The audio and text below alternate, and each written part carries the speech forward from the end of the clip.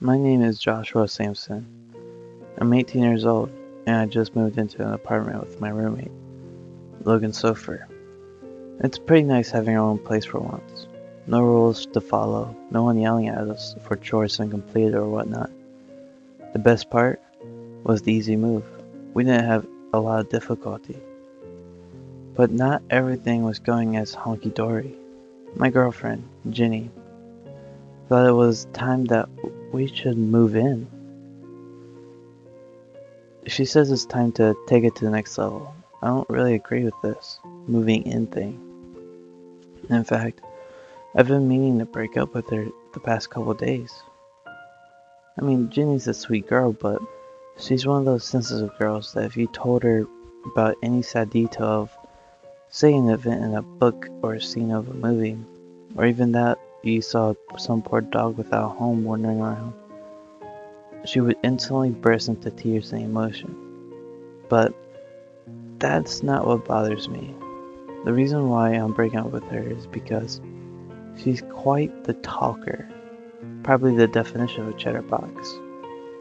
Ginny always talks about her feelings and what she did that day. But that final thing, that final factor that just crossed the line, was her probably very unhealthy obsession with clothes. She once tried to get me to wear a prom dress. She justified herself by saying, "I just wanted to know what it would look like if it was actually worn." I'm planning to meet her at my parents' house to call it off. Thursday, 3:15 p.m. I texted Ginny to meet me at the park near the apartment complex, telling her it was a very serious matter. I could already tell she was nervous, but probably not in the way I had expected. Her last text was, "Please be gentle." Not to make that sound any more odd than it already is, but anyways. I set out to Night Central Park, meeting up with Ginny near the fountain, where she fed the ducks loaves of bread. I sat down next to her on the bench, trying to be smooth as I could so she might calm down a bit. "Hey, Joshy, what's going on?" Ginny asked. "Ginny, I don't want to make this sound any worse than it is now," I said to her. "What are you saying?" I took a breath. "I'm saying that not all relationships last forever, and sadly, neither will this one." The first thing she did was look away, so I wouldn't see her crying. As she built up the courage to respond, she looked up at me and ran out of the park. I tried to stop her so I could let her down easy, but she was too far gone by the time I managed to get out a word. Guilty was how I felt. Heartbreaker was what I was. I felt awful. Friday, 6:30 p.m. Logan and I just came back from work today, but I swear the jobs we got stuck with were torturous. We both work part-time at a cafe. The place is usually barely filled with people, so there isn't much of a rush hour to occupy us. Today was different though. Apparently a bunch of college kids came on Fridays when they're done with their studies. When we came home, we both noticed that we smelled like coffee grinds and pine trees. So we both got out of uniform and went to the showers. As I dried myself off, I noticed that I forgot to bring my change of clothes. "Hey Logan, could you get me my clothes from the closet?" I yelled. Receiving no answer. "Fine, I'll get it myself, lazy bum," I said, grabbing a towel and heading to my room. I skimmed through the closet, finding some clean clothes to wear. As I dove into my pile of clothes, I noticed some kind of blondish hair-like material under my t-shirt. I picked up the shirt to find a very old doll on the floor. "The hell? This wasn't here before," I said quietly, carefully picking up the doll to investigate it. "Bro, you gonna watch the game with me or what? What's that in your hand?" Logan had entered the room, leaning on the doorway. "It's a doll, a very old one too." I wiped some dust off the object. I found it in my closet. That's weird. It doesn't have eyes either. Anyways, the game's on. Let's go, Logan said, making energetic gestures towards the hall. Oh yeah! I put on the clothes and ran to the living room. While running, I dropped the doll and I think I pulled a cord attached to his back. Saturday, 12:32 a.m. I couldn't sleep all night. I don't know if it's Logan's loud snoring or the guilt from breaking up with Jenny. Either way, I felt like I was going to die of exhaustion. I looked at the doll that was still lying on the floor. I began wondering where it came from and who had lost it. My room was pitch black all except for a single ray of moonlight shining in the window. As I looked up at the ceiling, I heard a loud and fast tapping. I figured it was rats. Just wonderful. I called an exterminator in the morning. Just as I had started to fall asleep, I was instantly woken by a fast scratching noise. It was like a dog was trying to claw its way inside the apartment, but much louder. I thought maybe it was Logan trying to pull a prank on me, or possibly sleepwalking. But knowing Logan, he's probably trying to scare me. Logan, nice try. Go to bed. I looked down and noticed the doll was missing. It was a bit jumpy, but I decided to ignore it and go back to sleep. The doll was the least of my worries. I needed to sleep, and I wasn't going to spend all night looking around for a doll. I started having nightmares while I slept. They were about some kind of shadowed, blurry figure in the distance. Every dream was the same, with the soon to be familiar black face in the distance. Saturday, 11:28 a.m. Today was my day off from work at the cafe, and I woke up, of course, tired and exhausted. I headed straight to the bathroom to brush my teeth. As I took my toothbrush, I noticed someone behind me when I looked in the mirror. Startled, I turned around to confront whoever or whatever it was. It wasn't there anymore. Great. Now I'm sleep deprived and hallucinating. I walked to the living room for breakfast. Logan was sitting there, drinking his coffee as usual, looking surprisingly rested. I sat beside him, drinking the coffee he made for me. Whoa, bro. You look like you've seen a ghost or something, Logan said sarcastically. I'm just tired, that's all. Couldn't get any damn sleep, I barely muttered. Well, what's stopping you? I've been having nightmares, and I guess they're keeping me up. Well, tell the boogeyman I said hello, he grinned. You're a dick, you know that? I rolled my eyes. Hey, did you hear any tapping or scratching sounds last night? All I heard was your girlish screams and your nightmares, Logan said as he slipped his coffee. Really? You didn't hear that loud ear-piercing scratching sound? He shook his head. Well, hey, when did you put that doll on the counter? What? I thought you did, he replied. We seemed to shrug it off, and for the rest of the day, I stayed in watching TV, while Logan went grocery shopping for food and supplies. During some dental commercial or whatever, I turned over. The doll that sat no longer on the counter but on the couch. Not only this, but my shadow didn't seem to be my shadow anymore. It looked as if it was going against me and trying to reach over for the doll. You shouldn't have pulled my cord. You shouldn't have crushed Jenny's heart. The doll had a high, girly voice. At this point, I knew my sleep deprived had gotten ridiculous. What the hell are you? Who the hell are you?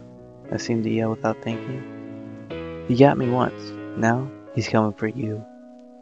The doll yelled back, its girlish voice now masked with a demonic tone.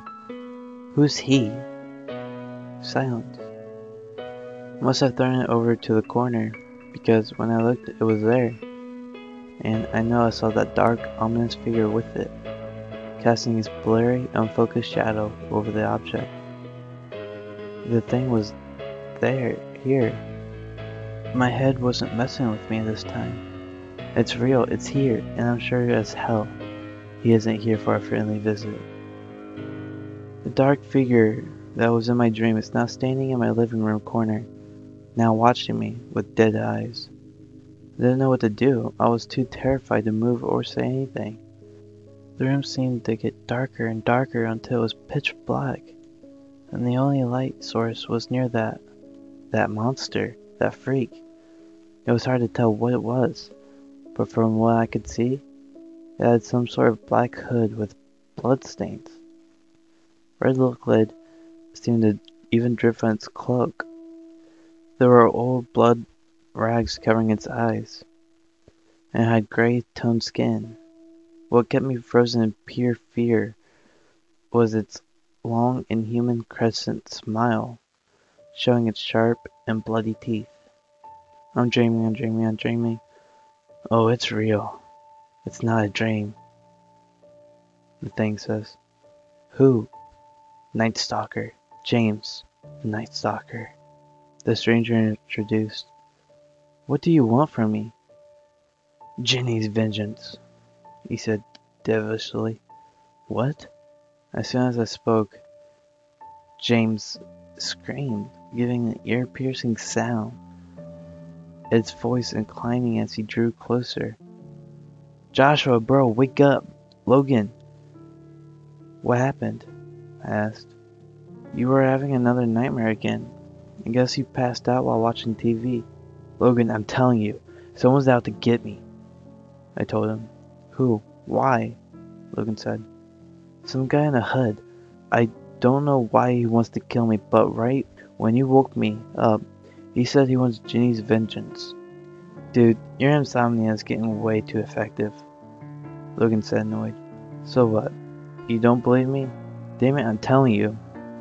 I said. Well, you did kind of piss on the couch while you slept, so yeah, you're going to have to clean that shit up. Sunday, 1:55 p.m. I decided to look up this James the Night Stalker guy. I got to my laptop and started searching. I couldn't find anything besides a picture of him and an old newspaper on Wiki page. Not much to say though. I called in Logan to check out the stuff I found online. Whoa, what the hell is that? Logan studied the screen, skimming through the articles on the page. It's the thing I was talking about, the thing that was in my dream. And he's kinda creepy looking. Wait. Highlight right here. He pointed to a spot in the middle of an article.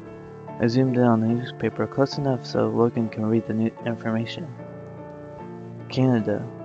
Doll factory. Woman missing. Attack in Night Central Park. James Hudson. Logan said while skimming through. Apparently this Night Stalker used to be a rich dude named James Hudson. Attacked some woman and died in a doll factory. Anything else? No, not really. It stops there.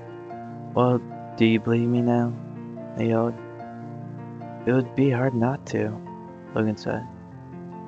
He sounded sort of flustered, like he wasn't sure if he should believe it. Great, so do you mind if I stay in your room for a while? I said. He sighed before agreeing. Alright, but don't touch any of my stuff. Monday, 8:12 a.m. No matter where I go or sleep, I still have nightmares about the Night Stalker. And every time I wake up from a nightmare, I always have that stupid Jennifer doll on my chest. To make it worse, I don't just see James in my nightmares, but I also see him in dark places where he just stands there, watching me, trying to hurt me as much as possible. Every nightmare had become even more terrifying than the last. This soon led to me steal coffee from the cafe, so it would keep me awake and alert. But my boss wasn't pleased with this practice, and I lost my job, which means Logan's at work all week while I'm at home alone, with the Night Stalker. Tuesday, 2 p.m. I feel like I'm going insane. Every time I blink, he's there. When I make lunch, He's there, but it didn't stay that bad for long. Soon enough, I started to talk to him, and he would reply back. We would talk about our feelings and what problems we had, and at times he could even be comforting. When Logan comes home from work, I always act like nothing happened. Bro, are you okay? You didn't look so hot, Logan said worriedly. I'm fine, really. In fact, I feel great. No nightmares so far, I assured him. Well, okay, but just in case, you better get something for that scratchy throat of yours. Kinda creeping me out. Wednesday, 3:15 p.m. Logan entry. Joshua has been acting off lately. So much is becoming concerning. He hasn't been sleeping. He's been talking to someone when I'm not around. And he has been staying in his room all day without lights on or a window open. I'm getting worried for him. I called a doctor, a psychologist, a social workers, but they didn't help at all. He refused to cooperate. After a lot of debate, I turned to a priest. Yeah, I know it's a bit out there, but if it might help Joshua, then I'm willing to try it. They weren't alone for even 45 minutes, when he ran out yelling at something about Antichrist and unholy entities. He was fear-stricken. I swear his robe was torn. I pleaded with him to stay, but I basically chased him to his car, demanding an explanation. But he didn't even give me a second glance. God damn it, I screamed, kicking over one of the empty trash cans outside the garage. Defeated, I returned inside. This has turned ridiculous. That little shit had to get his act together. Might as well try to beat the logic back into his head, I figured. I started to walk towards his room when something crashed. All I heard then was Joshua's call. I'm sorry, Jenny. God damn it, Joshua, I yelled. I bolted down the hallway, sprinting as much as my legs would let me, and bursting down the door, but Joshua, all I saw was his feet above the ground, and I knew what he had done. The chair was tipped on its side. I didn't dare look up, faintly noticing that damn doll still in his hand.